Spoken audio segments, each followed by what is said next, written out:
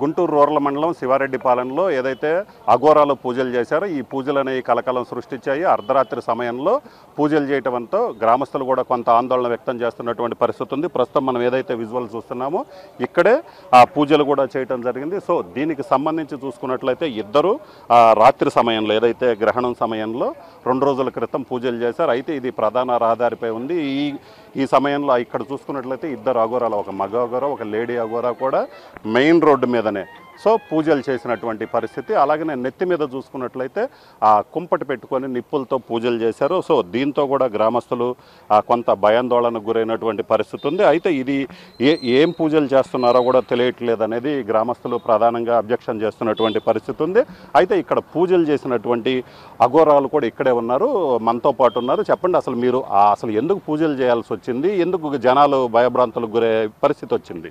ఒకటండి, మేము పూజలు చేసింది గ్రహణం పూజ, అది శక్తి పూజ అంటారు. మాకు శక్తిని పెంచి ఇక్కడ దేవస్థానం ఏదైతే ఉందో దాన్ని ఇంప్రూవ్ చేయడానికి ఇక్కడ ఏమంటే మేము ఈ లోకల్ పర్సన్ ఒకరిని కాంటాక్ట్ అయ్యాం. ఆయన రామకృష్ణారెడ్డి గారు అని చెప్పి, ఆయనతో మేము ఇక్కడ ఈ ప్లేస్లో కాళీ కాలభైరవ విగ్రహం ఉజ్జయిని మహాకాల రూపం ఒకటి పెట్టి డెవలప్ చేద్దామని మేము మాట్లాడుకున్నాం. ఆయన దానికి ఒక కమిటీ పెట్టి దీన్ని ముందుకు తీసుకెళ్దాం అనుకున్నారు. ఈలోపు మేమేం చేసామంటే దీన్ని కొంచెం అప్పుడు దాకా బాగలేదు, దీన్ని నవగ్రహ శంకుస్థాపన చేసేసి పెట్టేసాం. రోజు హోమాలు జరుగుతున్నాయి. రోజు మాకేంటంటే 8 గంటల లోపు హోమం అయిపోద్ది. చంద్రగ్రహణం కదా అని చెప్పి మేము ఎవరిని ఇంటిమేషన్ రోజు హోమాలు జరుగుతూనే ఉన్నాయి. చంద్రగ్రహణం కారణంగా మేము ఎవరికి ఇంప్లిమెంట్ చేయకుండా మేము ఒక శక్తి పూజ చేయడం జరిగింది. దాంట్లో ఏమంటే 4 పక్కల 4 దీపాలకు బదులు మేమేం చేసామంటే కర్ర ముక్కలు వెలిగించాం. దీపాలు ఈ గాలికి ఆరిపోతాయని చెప్పి కర్ర ముక్కలతో నిప్పు పెట్టి నెత్తి మీద ఒక కుంపటి పెట్టుకుంటాం. దాంట్లో నవధాన్యాలు ఉంటాయి, ఆవు పెడకలు ఉంటాయి, అది మండుతూ ఉంటుంది. మేము ఒక శక్తి సాధన చేసి దాంట్లో ఈ క్షేత్రానికి మంచి జరగాలని చెప్పి, ఊరికి మంచి జరగాలని చెప్పి చేసిందే కానీ ఎటువంటి తంత్ర పూజలు కాదు. అంటే ఇప్పుడు గ్రామస్తులకు చెప్పకుండా చేశారు. అలాగే ఇదే మెయిన్ రోడ్డు మీదనే నెత్తి మీద మంటలు పెట్టుకొని చేయడంతో వాళ్ళు భయాందోళనకు గురయ్యారు. కనీసం ఏం జరుగుతుందో కూడా తెలియదు అంటున్నారు. అంటే ఒకటి మేము కూడా చేసిన తప్పే.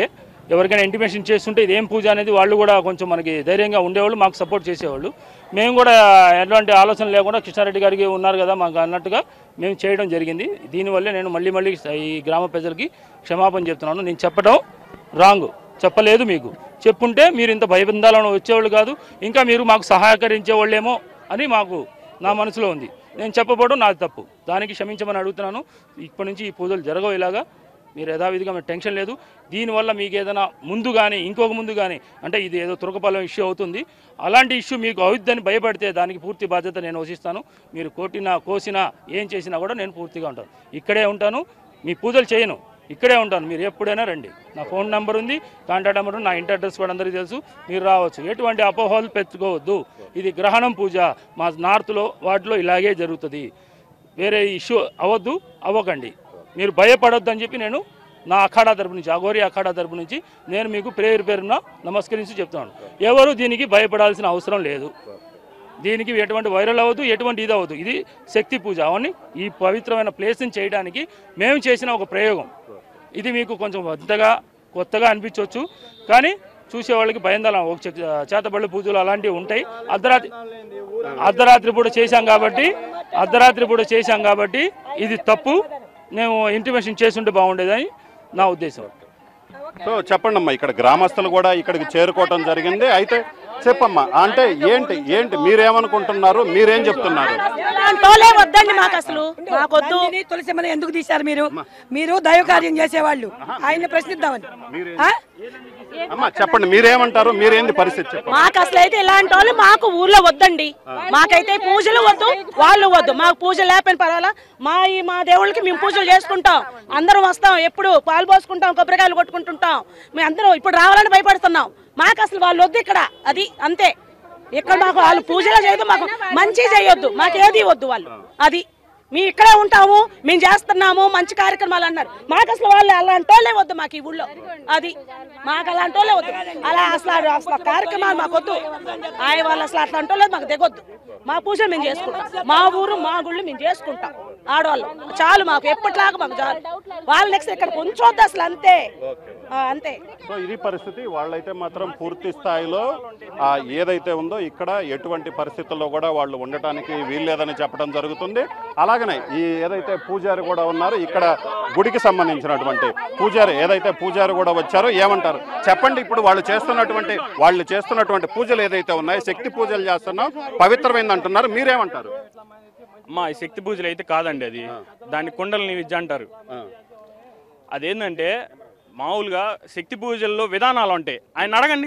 శక్తి పూజలో విధానాలు అంటే ఏంటో ఆయన అడగండి. ఇప్పుడు నేను అందరు ముఖంగా అడుగుతున్నా, శక్తి పూజలో విధానాలు చెప్పండి. మీరు మీ గురువు గారు ఎవరో చెప్పండి ముందు.